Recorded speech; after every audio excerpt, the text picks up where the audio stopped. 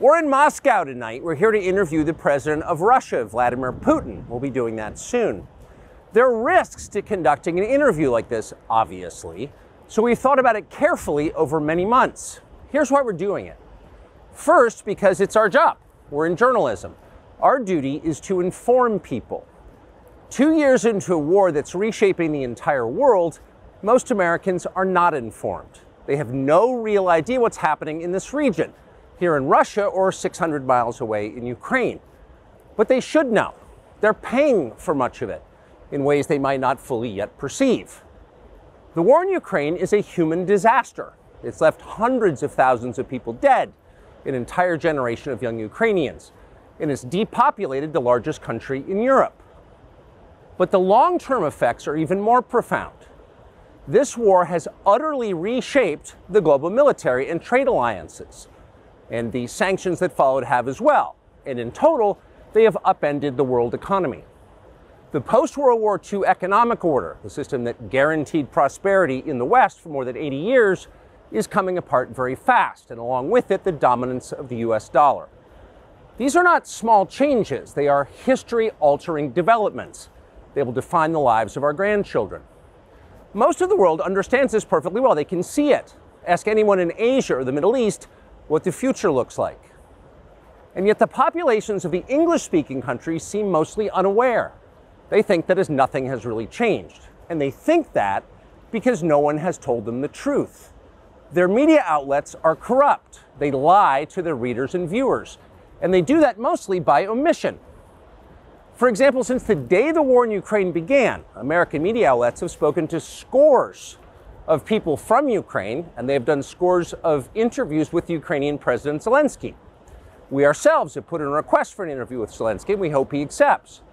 But the interviews he's already done in the United States are not traditional interviews. They are fawning pep sessions specifically designed to amplify Zelensky's demand that the U.S. enter more deeply into a war in Eastern Europe and pay for it. That is not journalism. It is government propaganda. Propaganda of the ugliest kind, the kind that kills people. At the same time, our politicians and media outlets have been doing this, promoting a foreign leader like he's a new consumer brand. Not a single Western journalist has bothered to interview the president of the other country involved in this conflict, Vladimir Putin. Most Americans have no idea why Putin invaded Ukraine or what his goals are now. They've never heard his voice. That's wrong. Americans have a right to know all they can about a war they're implicated in, and we have the right to tell them about it because we are Americans too. Freedom of speech is our birthright. We were born with the right to say what we believe. That right cannot be taken away no matter who is in the White House. But they're trying anyway. Almost 3 years ago, the Biden administration illegally spied on our text messages and then leaked the contents to their servants in the news media. They did this in order to stop a Putin interview that we were planning. Last month, we're pretty certain they did exactly the same thing once again. But this time, we came to Moscow anyway. We are not here because we love Vladimir Putin. We are here because we love the United States, and we want it to remain prosperous and free. We paid for this trip ourselves. We took no money from any government or group, nor are we charging people to see the interview. It is not behind a paywall.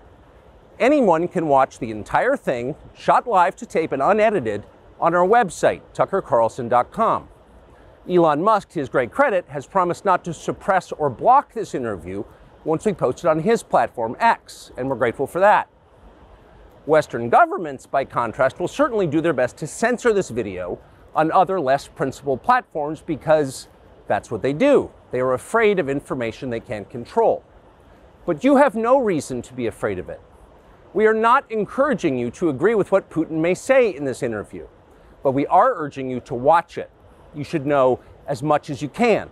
And then, like a free citizen and not a slave, you can decide for yourself. Thanks.